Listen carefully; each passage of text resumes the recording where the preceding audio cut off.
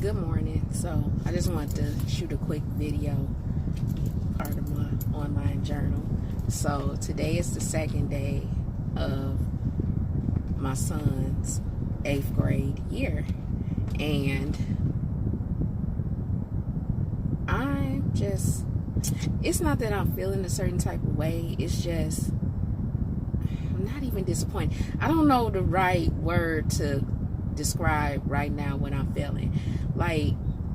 And I've been doing this for years, ever since my son's been in school. Well, no, with the exception of my mother and my sister, and my dad, they're like my co-parents. And I'm really grateful for them because I could not do this on my own with my child. So I'm extremely grateful for them. But my son never has the support of his dad, and that's just so unfortunate because my son is a great child. He's not bitter or resentful of his dad. He's always respectful, but that's what we taught him. And he just chooses to take an absent role in his life, and it's really unfortunate because one thing I learned that kids really appreciate is when you actually show up.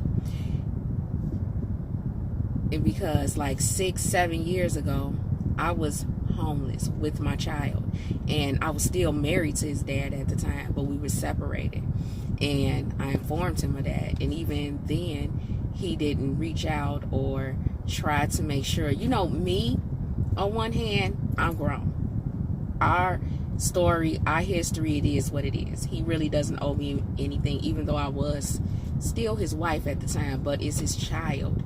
And even though we was homeless, and I always made sure he got to school, I made sure that he always had clean clothes, something to eat, the necessities. And I told him we was on an adventure. It wasn't that I was lying to him. He was only like 6 at the time, and children are very smart. I know they can grasp it, but I didn't want that weight on his shoulders to think it's something wrong. So I always said we were on an adventure, and just me being there, even though I couldn't provide a lot materialistically, me being there made the difference. And it really clicked with me because one day, this is what I used to do. I used to wait till he go to sleep because ultimately I ended up in a shelter for a little while. Then a friend told me, look, pack up your stuff. You're going to stay here until you get on your feet. I have a great support system. I have great family and friends that truly want my best interest in my child. And I'm so grateful for that because I would not be standing here today without them. And I always appreciate that, and I never try to take them for granted. Yet still, I know that the other parent needs to be present. And like I was saying, like in the time that I was homeless, I had a raggedy truck at the time, and it eventually just broke down on me. I mean, literally, shit was falling off of this car while I was driving it. And fortunately, I was able to get it over to the side out the way, and then I went to pick up the stuff and just kind of abandoned it there. I shouldn't did that because I racked up tickets. But you live and you learn. And I remember, either we were driving around, and I would let him sleep in the back seat, and I would stay up because, of course, I'm not going to go to sleep and we out in the street. And then I was working 2 jobs, and I picked up an extra job. I had to drop out of school. I was in undergrad at the time, and I had to drop out of school for a semester so I can work to build money up to get where we're living at until this day, to stack up the money for the deposit. So I remember, he would go to sleep, and I would just bawl and cry my eyes out, ugly cry, not the cute cry that you see in the movies, a ugly cry, a snot on the face. And I used to keep that away from him because, like I said, I never wanted the burden on him. And I remember one day we was at the park because I always tried to keep a sense of normalcy with him, and he came over to me. He was like, Mom, he was like, I'm really enjoying our adventure. Thank you for going on this adventure with me. It's so much fun. He was like, by him just saying that, and he was only 6, that instilled in me, even though I may not have materialistically everything that he wants, he has everything he needs. He just knows that he's loved and he's protected, and he appreciates me being there. And that's the most important thing. You got to be there. Financially, yes, I could use the help, of the other parent, but just being there. How much more? And my son got a lot of love, again, from my family and friends, like, congratulations, happy first day of 8th grade, Operation Graduation, you got it, I'm proud of you. And that means a lot, you know, and it helps out a lot. And it, more than words could probably say. However, it's really unfortunate that the other parent, his father, is not around.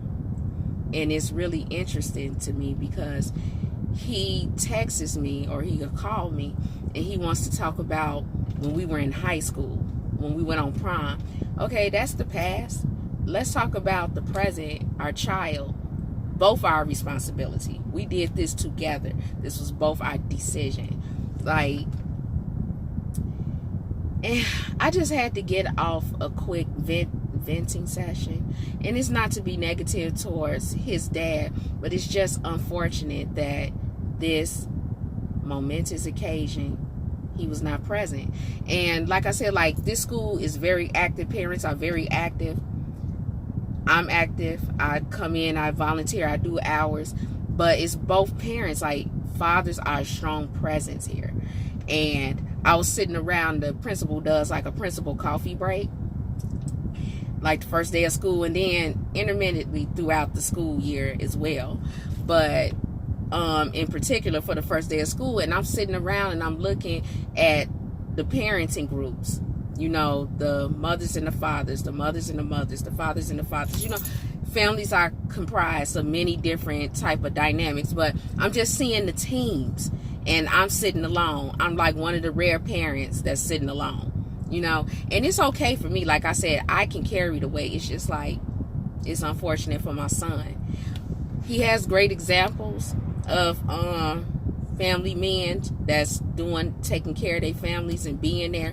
So I know, I'm very confident, and I'm so grateful and blessed for this, that I can instill those things in him. Because I always tell him, like, you know, the way you feel about your dad being absent, you can change that. You had the power. The pain, the hurt, the disappointment you feeling, you had the power, if you have a family, to change that. Don't make your future kids, if you choose to have them, feel the same way that you do. You alone had the power to change that. Start a new legacy. Break those generational curses. And it's so unfortunate because his dad came up in a 2-parent household, married, and they're still married to this day, and so did I. And that's why, son, it's not about me. I just feel that way on my son, because, like, as a parent, I just feel like I always want to protect him and shelter him from harm. And this is one of the things that I'm just not able to do. I cannot foster the relationship with his dad. I cannot force his dad to do better. I've had conversations with him. We talked. I've made it open, like, anytime you want to see your son, within reason. I mean, don't come at 3 o'clock in the morning talking about you want to see your son. My son has his own phone, so his dad can contact him directly via his phone. Just let me know what's going on. But it's not like he's afraid to call me, because he'll call me, like I said, or text me pictures of us on prom and things like that. Not, does our son have all the school supplies? Does he need clothes? How's his homework coming? What happened the first day of school? Nothing like that. So, you know, I've done my part. I know that. I think the universe knows that I put it out there and I'm sincere. So that's the most I can do. But I just had to vent and get that off. And again, I'm so grateful for my village that helps me raise my child. And that's the most important thing. But if the biggest takeaway is, parents, just be present. Be really there. Not present, you on your cell phone or talking, or on Facebook and Instagram, like when you at a conference or you at a child's event, like an assembly or a sporting event. Just be there. When you doing homework, just you and them, put the phone down. Just be there. Be present. And that just means a lot. Okay, I rambled on enough.